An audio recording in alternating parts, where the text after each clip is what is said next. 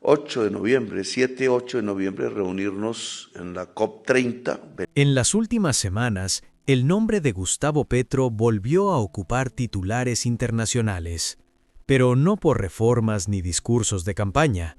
Esta vez, el ruido vino de afuera. Desde Caracas, acusaciones directas sobre drogas y fronteras. Desde Estados Unidos, palabras incendiarias que resucitan viejos fantasmas de intervención. Petro respondió sin rodeos, con mensajes duros, tensos, y una frase que estremeció incluso a sus aliados. Si la soberanía es amenazada, Colombia se defenderá. ¿Por qué un presidente elegido democráticamente se ve obligado a hablar el lenguaje de la confrontación? ¿Qué ocurrió en estos días para que antiguos aliados ideológicos se traten como enemigos?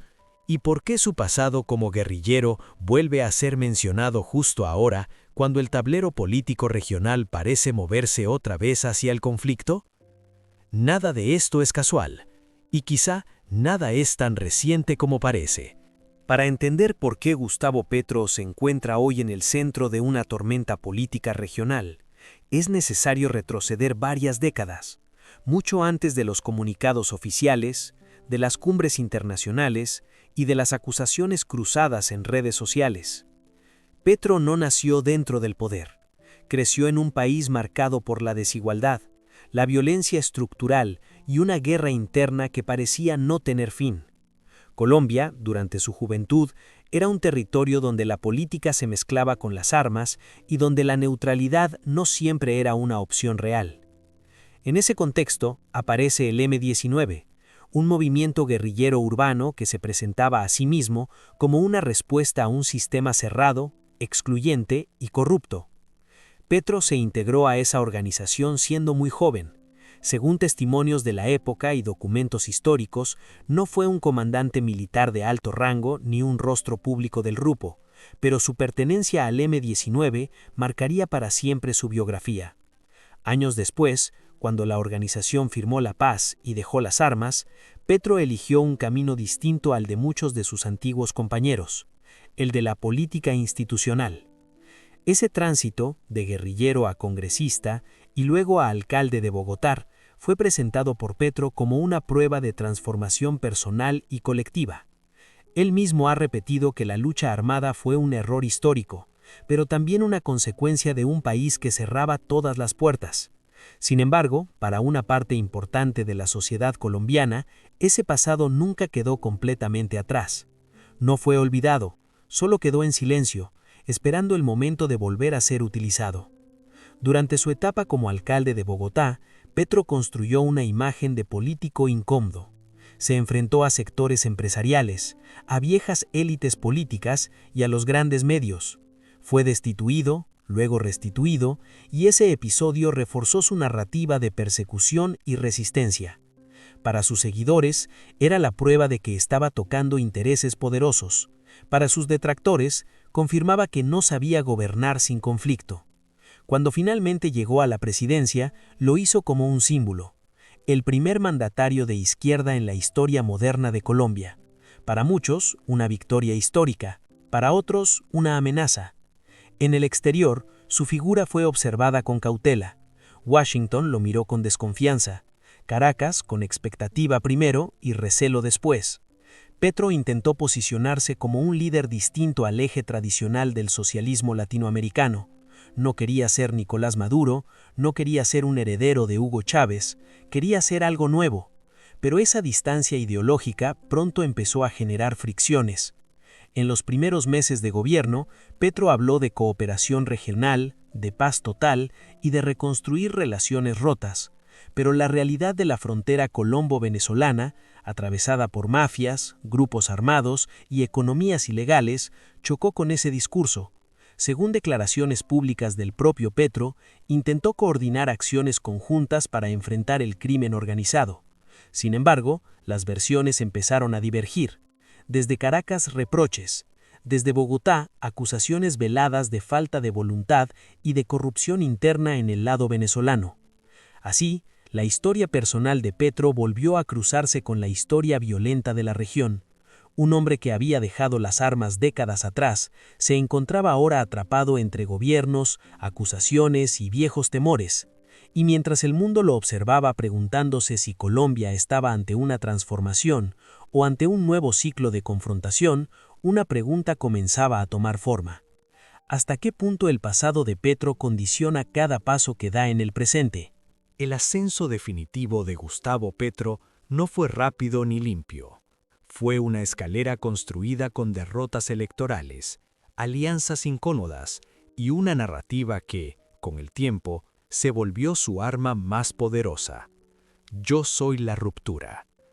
Cuando finalmente llegó a la presidencia, Colombia no solo eligió a un hombre, eligió un símbolo. El primer mandatario de izquierda en la historia moderna del país. Y como ocurre con los símbolos, su triunfo no unió, dividió, electrizó, encendió. Petro venía de años de exposición pública como opositor frontal. En el Congreso y luego como alcalde de Bogotá, se forjó la imagen de político que no negocia el tono, denuncia, confronta, insiste. Para sus seguidores, esa insistencia era valentía. Para sus críticos, era un estilo que necesita enemigos para existir. Y el detalle crucial es este. En la cima del poder, ese estilo no desaparece, se multiplica, porque el mundo empieza a responder. El día que gana la presidencia, la escena parecía escrita para la historia. Multitudes celebrando, promesas de cambio social. Un discurso que prometía paz total y un giro económico más justo. Pero casi de inmediato, el tablero geopolítico le recuerda a Petro que Colombia no gobierna en aislamiento. La frontera con Venezuela es un corredor donde conviven contrabando, migración, mafias y grupos armados. Y la relación con Estados Unidos, atravesada por el tema de drogas, es una cuerda que se tensa con cada palabra mal colocada. En ese escenario, Petro intenta proyectarse como un líder distinto al eje duro del socialismo regional. No quiere ser visto como satélite de Caracas. Y ahí nace una contradicción que daña su relato. Cuanto más intenta diferenciarse, más se ve obligado a discutir con Nicolás Maduro y a defenderse del discurso que llega desde Washington. El problema no es solo lo que dicen de él, es el momento en que lo dicen y el efecto que buscan provocar. Porque cuando un presidente recién consolidado empieza a ser señalado desde afuera, la pregunta se vuelve inevitable. ¿Están atacando a Petro o están presionando a Colombia para que no cambie demasiado? Con el poder ya en sus manos, Petro descubrió que la victoria electoral no garantiza control del relato. Cada decisión comenzó a ser leída en clave ideológica, cada silencio interpretado como cálculo, cada gesto amplificado fuera de Colombia. En cuestión de meses, su gobierno dejó de ser observado como una novedad local para convertirse en una pieza del ajedrez regional. Y ahí la presión aumentó. En el frente interno, Petro intentó impulsar reformas estructurales, energía, modelo económico, relación con el campo. Pero el ritmo de los cambios chocó con resistencias institucionales y con un Congreso fragmentado. Esa fricción interna debilitó su margen de maniobra justo cuando en el exterior las expectativas y los temores crecían. La frontera con Venezuela seguía siendo un punto de tensión permanente. Los grupos armados no desaparecían. Las economías ilegales seguían respirando en la sombra. El discurso de paz total se enfrentaba a una realidad que no se deja domesticar con palabras. En ese contexto, la relación con Caracas pasó de la cautela al recelo. Petro buscó coordinación, pero las versiones públicas comenzaron a divergir. Desde un lado, reproches por la falta de cooperación. Desde el otro, acusaciones veladas sobre la infiltración de mafias y la complicidad de funcionarios. No era una ruptura abierta, pero tampoco una alianza sólida. Era un vínculo frágil, sostenido por la necesidad y erosionado por la desconfianza. Al mismo tiempo, desde Washington el tono se volvió más áspero. El tema de las drogas, históricamente el punto más sensible entre ambos países, reapareció con fuerza en el debate público. y aunque no hubo acusaciones judiciales formales, el lenguaje político se endureció. Petro respondió defendiendo cifras, soberanía y autonomía, pero cada respuesta elevaba el volumen del conflicto y lo colocaba una vez más en el centro de la escena. Así, la cima del poder empezó a mostrar su lado más solitario. El presidente que prometió un nuevo comienzo se encontró rodeado de viejos dilemas: seguridad, drogas, fronteras, intervención extranjera. La diferencia era que ahora no hablaba desde la oposición, sino desde el despacho más vigilado del país. Y esa posición no admite matices sin costo. La pregunta que se instala al final de este ascenso es inquietante. ¿El poder fortaleció a Petro o simplemente lo expuso a un nivel de presión para el que ningún pasado, ni siquiera uno marcado por la lucha, puede preparar del todo? La tensión dejó de ser subterránea cuando las acusaciones empezaron a pronunciarse en voz alta. En Caracas, Nicolás Maduro señaló públicamente a Colombia como origen de los males que atraviesan la frontera: narcotráfico, violencia, desorden. Según sus declaraciones, Venezuela sería la víctima de una cadena de fallas que Bogotá no ha sabido o no ha querido contener. La frontera, dijo, está desprotegida, la cooperación ausente. El mensaje no era técnico, era político. La respuesta de Gustavo Petro fue inmediata y dura. En redes sociales dejó de hablar como mediador y comenzó a hablar como adversario. Llamó enemigo a Maduro y reconoció sin rodeos que se siente atacado desde dos frentes opuestos: la derecha de Estados Unidos y la izquierda radical de Venezuela. Petro afirmó que había intentado coordinar acciones conjuntas contra las mafias de la frontera, incluso mediante llamadas directas al presidente venezolano, pero según su versión, los esfuerzos chocaron con una realidad incómoda. Grupos armados como el ELN habrían logrado influir y corromper estructuras del lado venezolano. Petro no presentó pruebas públicas, pero la insinuación bastó para romper cualquier apariencia de armonía. Este cruce de declaraciones marcó un punto de no retorno.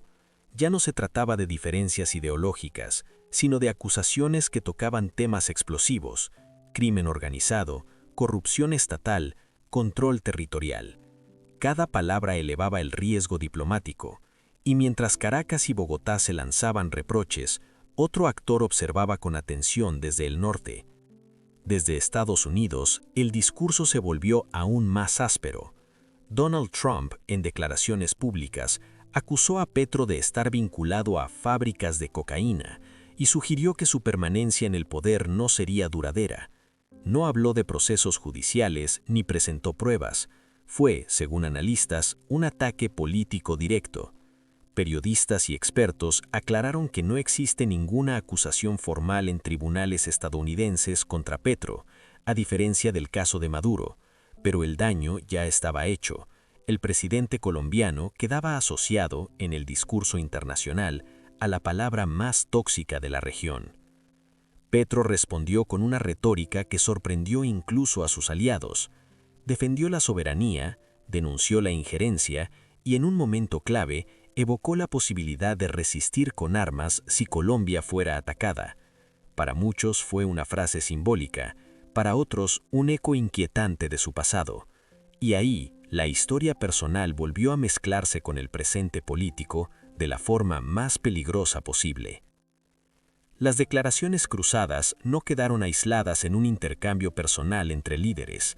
Rápidamente, el conflicto empezó a expandirse por la región como una onda sísmica. América Latina, históricamente sensible a cualquier gesto de intervención externa, reaccionó con una mezcla de temor, memoria y desconfianza. Y en ese escenario, la figura de Gustavo Petro dejó de ser solo la de un mandatario nacional para convertirse en un símbolo incómodo de resistencia y riesgo. Mientras Washington endurecía el tono y Caracas se atrincheraba en el discurso de víctima, otros gobiernos comenzaron a posicionarse. Desde México, la entonces presidenta Claudia Sheinbaum rechazó de forma explícita cualquier intento de justificar acciones militares o presiones bajo la lógica del viejo hemisferio bajo tutela. Sin nombrar directamente a Estados Unidos, cuestionó la vigencia del llamado hemisferio occidental como zona de influencia exclusiva y recordó que América pertenece a sus pueblos, no a potencias externas. Sus palabras resonaron como un respaldo indirecto a Petro, pero también como una advertencia. La región no estaba dispuesta a aceptar otro episodio de intervención disfrazada de seguridad. En paralelo, el caso de Nicolás Maduro adquiría una nueva dimensión. Según información judicial, el proceso en su contra en Nueva York tenía fecha fijada, lo que reavivó la indignación de sectores de la izquierda latinoamericana. Aunque Maduro nunca fue un héroe unánime, la posibilidad de verlo juzgado en territorio estadounidense fue interpretada por muchos como un acto de fuerza, más que de justicia. Petro, sin defender personalmente a Maduro, cuestionó el método y el precedente. Si un presidente puede ser capturado fuera de su país, ¿qué garantías reales quedan para la soberanía regional? Ese fue el punto más delicado. Petro quedó atrapado entre dos fuegos. Por un lado, no podía alinearse abiertamente con Maduro sin traicionar su propio discurso democrático. Por el otro, aceptar sin cuestionar la narrativa de Washington significaba renunciar a la autonomía que prometió defender. Su margen de maniobra se redujo a un equilibrio frágil, casi imposible. Así, el escándalo dejó de ser una suma de acusaciones para transformarse en algo más profundo. Una disputa sobre quién tiene derecho a decidir el destino de los países latinoamericanos. Petro, con su pasado, su retórica y su posición actual, quedó en el centro exacto de esa discusión. Y la pregunta que empezó a circular, tanto dentro como fuera de Colombia, fue tan incómoda como inevitable. ¿Estamos ante un presidente defendiendo principios o ante un conflicto que puede arrastrar a toda la región a una nueva etapa de confrontación? A medida que la confrontación internacional se intensificaba, Gustavo Petro comenzó a experimentar el costo menos visible del poder, el aislamiento. No el aislamiento protocolario de los viajes cancelados o las cumbres tensas, sino uno más profundo, casi íntimo, donde cada decisión se convierte en un riesgo y cada palabra en un posible detonante. Gobernar, en ese punto, dejó de ser un ejercicio de promesas y pasó a ser una defensa permanente. En Colombia, las consecuencias no tardaron en sentirse. La polarización interna se agudizó. Para sus seguidores, Petro estaba pagando el precio de desafiar intereses históricos. Para sus detractores, confirmaba el temor de haber llevado al país a una zona peligrosa. Las reformas avanzaban con dificultad. El Congreso se mostraba fragmentado y la narrativa internacional comenzaba a influir en la percepción doméstica. Cuando un presidente es cuestionado desde Washington y Caracas al mismo tiempo, la sospecha se instala con facilidad, incluso sin pruebas. La frontera siguió siendo el termómetro más cruel. Mientras se discutía soberanía en los discursos, en el terreno persistían las economías ilegales, los desplazamientos y la violencia. La paz total, uno de los ejes del proyecto de Petro, parecía chocar con una realidad que no responde a declaraciones ni a gestos simbólicos. Cada ataque, cada escándalo regional, debilitaba su capacidad de imponer un relato coherente. Y cuanto más defendía la autonomía del país, más solo parecía quedar en la escena internacional. En ese contexto, su pasado volvió a convertirse en una carga emocional, no como acusación legal, sino como sombra psicológica. Petro ha insistido públicamente en que dejó atrás la violencia hace décadas, pero sus propias palabras, cuando habló de resistir, incluso con armas, ante una agresión externa, reactivaron preguntas que él mismo había tratado de cerrar. ¿Hasta qué punto un líder puede escapar de la biografía que lo formó? ¿Y qué ocurre cuando el mundo lo obliga a revivirla? El aislamiento no fue solo externo. Dentro del poder, Petro comenzó a enfrentar la soledad del mando. Las decisiones ya no se compartían como consignas, sino como cargas. Cada gesto de firmeza era leído como radicalismo, cada intento de moderación como debilidad. En ese equilibrio imposible, el presidente quedó atrapado entre dos expectativas irreconciliables: ser el reformista que prometió cambiar Colombia y al mismo tiempo el garante de estabilidad que el sistema internacional exige. La herida personal del poder no siempre se ve en cifras o titulares, se manifiesta en la tensión constante, en la necesidad de responder a ataques simultáneos, en la imposibilidad de retroceder sin pagar un precio político. Petro, el hombre que llegó al poder prometiendo cerrar un ciclo histórico, empezó a cargar con una pregunta silenciosa pero persistente. ¿Es posible transformar un país sin convertirse en prisionero de sus propios conflictos? Y mientras esa duda crecía, otra aún más inquietante se abría paso. Si el costo de gobernar es este nivel de confrontación y soledad, ¿hasta dónde está dispuesto a llegar para sostener su proyecto? Al mirar en perspectiva el recorrido de Gustavo Petro, resulta evidente que su historia no puede contarse como la de un simple dirigente que llegó al poder. Es la historia de un país que aún discute consigo mismo, de una región marcada por la memoria de la intervención y de un líder atrapado entre lo que fue, lo que prometió ser y lo que el mundo le exige ahora. Petro no gobierna solo Colombia, gobierna también una narrativa cargada de símbolos, sospechas y expectativas imposibles de satisfacer al mismo tiempo. Las acusaciones lanzadas desde el exterior, las tensiones con Nicolás Maduro y el enfrentamiento verbal con Donald Trump no pueden entenderse únicamente como choques diplomáticos. Son señales de algo más profundo: el temor a un cambio de equilibrio en América Latina y la dificultad de aceptar a un presidente que no encaja del todo en ninguno de los bloques tradicionales. Petro no es el aliado dócil que algunos esperaban, pero tampoco el líder alineado que otros temían, y en esa ambigüedad reside tanto su fuerza como su vulnerabilidad. No hay pruebas judiciales que lo vinculen al narcotráfico, no hay condenas que sostengan las acusaciones más graves, pero el escándalo moderno no necesita sentencias, le basta con instalar la duda. En política, la sospecha puede ser tan eficaz como una condena. Petro lo sabe y por eso responde con vehemencia, con cifras, con discursos de soberanía, incluso con palabras que evocan un pasado que muchos preferirían no recordar. Cada respuesta, sin embargo, tiene un costo. Cada gesto de firmeza refuerza la imagen de un líder en constante confrontación. La pregunta final no es si Petro tiene razón o no en sus disputas internacionales. La pregunta es más incómoda. ¿Puede un país sanar mientras su presidente es empujado a revivir los conflictos que prometió superar? ¿Es posible construir paz cuando el lenguaje del poder vuelve a parecerse al lenguaje de la amenaza? Y, sobre todo, ¿hasta qué punto América Latina está dispuesta a aceptar líderes que desafían las reglas no escritas del tablero geopolítico? Gustavo Petro sigue en el centro de esa tensión. Para algunos es la prueba de que el cambio es posible, aunque sea doloroso.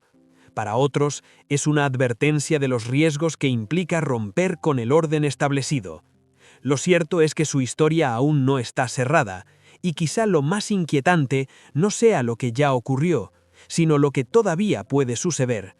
Porque cuando el poder, el pasado y la presión internacional se cruzan en un mismo punto, la pregunta que queda flotando no es quién tiene la razón, sino quién pagará el precio final de este enfrentamiento.